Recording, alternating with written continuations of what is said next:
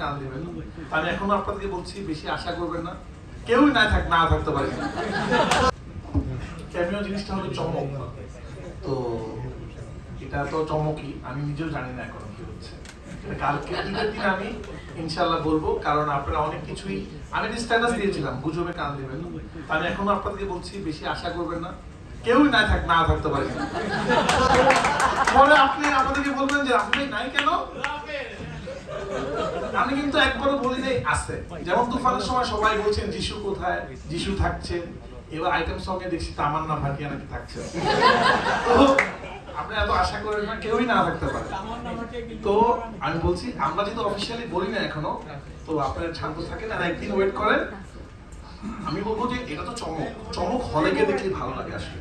কিন্তু আপনারা যদি আগেই বলে দেন এই চমক থাকছে, তখন যদি না থাকে দর্শক কষ্ট পায়। আবার থাকলেও এটা এক্সাইটিং লাগে না আসলে। তো আমরা যেহেতু অফিসিয়ালি বলছি না, আমরা কে আছেন সিনেমাটা দেখেন, একটা দিন বাকি আছে। তো আমার মনে হয় আপনাদের মন ভরে যাবে। বিশেষ করে সিনেমাটা আমরা বানানোর চেষ্টা করেছি, আপনারা আসলেই যারা সিনেমা ভালোবাসেন তাদের ভালো লাগবে সিনেমাটা আসলে।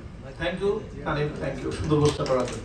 100% বাংলাদেশে আর্টিস্ট নিয়ে কাজ করতে, এবং 100% ছুটি যদি বাংলাদেশে করতে পারি, কিন্তু 100% তুমি করা যায় না আসলে, কারণ গল্পের কারণে। কিন্তু আমি আসলে চিন্তায় আছি সাকিব খানকে নিয়ে বাংলাদেশে শুট করাটা অনেক ডিফিকাল্ট। কারণ আপনারা আমাকে বলবেন বাংলাদেশে শুট করেন না কেন, কিন্তু হাজার হাজার মানুষ আপনি কিভাবে ট্যাকেল দেবেন।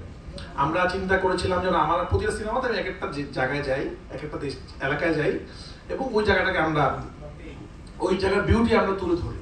আমরা যখন রাজশাহীতে গেলাম, মানে আমরা মানুষকে কোনোভাবে কাভার দিতে পারছি না। আমাদের এমনও ছিল এক একটা দিন 66 থেকে 70-80 জন শুধুমাত্র বডিগার্ড যারা মানুষকে আটকাবে। তো আপনারা আবার নিজেরাই বলবেন সব সিন কেন ইন্টারনেটে চলে আসতেছে, কিন্তু আবার বলুন বাংলাদেশ শুট করা ডিফিকাল্ট এত বড় স্টারকে নিয়ে। ঝামেলা যেটা হয়, অন্য দেশে ফিল্ম সিটি থাকে, আপনারা যে সিনেমাগুলো আমরা দেখি বড় বড় স্টারের, তারা কিন্তু রাস্তাঘাটে শুটিং করে না। কিন্তু আমাদের দেশে করার নেই, আমাদের কিছু করার নেই, আমাদের ছোট্ট একটা এফডিসি আছে, ওখানে আমরা যতটুকু পারি করি। বাট আমি এটা ট্রাই করেছিলাম যে যতটুকু পারা যায় করা যায়। এবং আমি ওই যে বললাম শুরুতেই, আমি আমার বাংলাদেশের বেস্ট টিমটা পেয়েছিলাম বলে এটা সম্ভব হয়েছে। কেউ বলতে পারবে না এটা এফডিসিতে শুটিং করা, কেউ বলতে পারবে না এটা বাংলাদেশে শুটিং করা, এবং আপনারা বলতে পারবে না একটা ফ্রেমের জন্য মনে হবে না যে আচ্ছা এটা বাংলাদেশ, আচ্ছা ঠিক আছে খুব গরিব মনে হচ্ছে। বাংলাদেশে এমন এমন জায়গায় মনে হবে যে এটা দেশের বাইরে শুট করা। তো সবাইকে আমি সাকিব ভাইকে থ্যাংক ইউ দিতে চাই। উনি যখন আমরা বললাম আমরা বাংলাদেশে শুটটা করতে চাই ম্যাক্সিমাম সিনেমা, তো উনি খালি বললো যে এটা রিস্ক হয়ে যায় কিন্তু আমি করব। তো সাকিব ভাইকে ধন্যবাদ, উনি যদি এগ্রি না করতো এটা হতো না।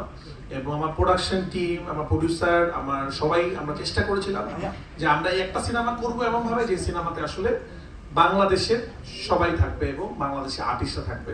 এবং অনেকদিন পর হয়তো একটা সিনেমা এরকম হচ্ছে যে সব আর্টিস্ট বাংলাদেশি। তো এই জন্য আমরা চাই আপনারা এটা তো খুশি হবেন। এবং আমি লিচুর বাগান নিয়ে কথা বলে ফেলতে চাই, কারণ অনেক আমরা প্রশ্ন বড় করতে চাই না। যদি প্রশ্নটা আসে, প্রশ্নটা আসবে আগেই বলে দিতে চাই। দেখেন আমরা চাইলে পারতাম, আমি আমার ক্যারিয়ারে যদি গ্রাফ দেখি, আমি যখন প্রথম সিনেমা বানাইছি পোড়ামন্দু, এটা গ্রামের ছবি বানাইছি আমি সেকেন্ড সিনেমাটা কিন্তু গ্রামের ছবি বানাই নাই। নর্মালি যেটা হয়, একজন ডিরেক্টর যখন একটা কাজে সফল হয় পরবর্তীতে সে রিপিট করতে থাকে সেটাকে, আরেকটা গ্রামের ছবি বানায়, এরকমই হয় আসলে। আমি তারপরে অন্য ধরনের সিনেমা বানানোর চেষ্টা করেছি। আমি একটা ফুটবলের ছবি বানিয়েছি। আমি যখন পরাণ বানালাম, প্রেমের ছবি, আমি কিন্তু এরপর আরেকটা রিয়েল স্টোরি বানাতে পারতাম, এরকম ত্রিপুট, মানে পরাণ, এরপর বানাতাম হৃদয়, এরকম একটা কিছু বানাতে পারতাম, সবাই যেটা করে আসলে। আমি এরপর সুরঙ্গ বানালাম, অন্য ধরনের একটা ছবি। সুরঙ্গ বানানোর পর আমি একটা তুফান বানানোর চেষ্টা করলাম। আমি চেষ্টা করেছি যে প্রথম কাজের মতো অন্য কাজ না হয়। আমরা কিন্তু কোনোবারই প্রথম থেকে কোথাও বলি নেই লিচু বাগানে একটা আইটেম সং। আপনারা সবাই ধারণা করে নিয়েছেন একটা আইটেম সং। প্রথম কথা, এটা একটা রোমান্টিক গান। রোমান্টিক গান সবসময় স্লো হবে এরকম না, এটা কিন্তু রোমান্টিক গান, এবং সিনেমাতে এমন একটা জায়গা যাবে এটা রোমান্টিক সং। আমরা বাংলাদেশের হারিয়ে যাওয়া গানকে তুলে ধরার চেষ্টা করেছি। মানুষের কষ্ট কেন দুষ্টু কোকিলের মতো হলো না, কেন কিছু মানুষের, যদিও অবশ্যই সব রেকর্ড ছাড়িয়ে গেছে।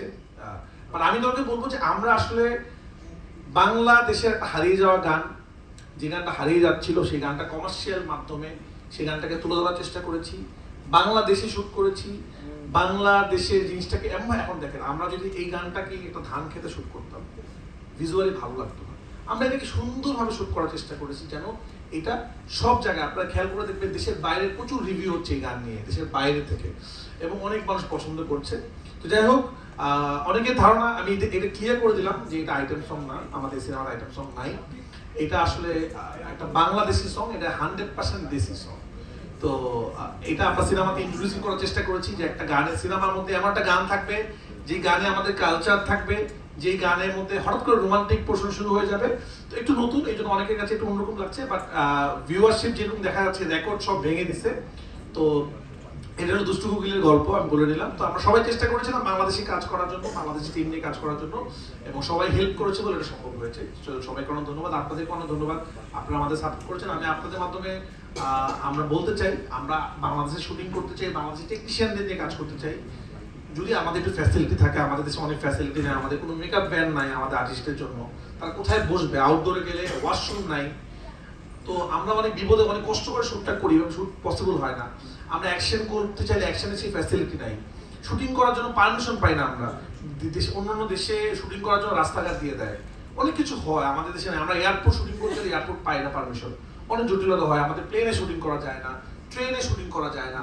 তো অনেক ডিফিকাল্ট আমাদের দেশে শুটিং করা। আপনারা যদি এগুলো নিয়ে একটু লেখালেখি করেন যে সিনেমার জন্য যেন আমাদেরকে সহায়তা করা হয়, আমাদের জন্য সেট বানানোর জায়গা থাকে, আমাদের জন্য পারমিশন গুলো দেয়, তাহলে আমরা আরো বেশি বেশি সিনেমা শুটিং বাংলাদেশে করতে পারবো। সবাইকে অনেক অনেক ধন্যবাদ।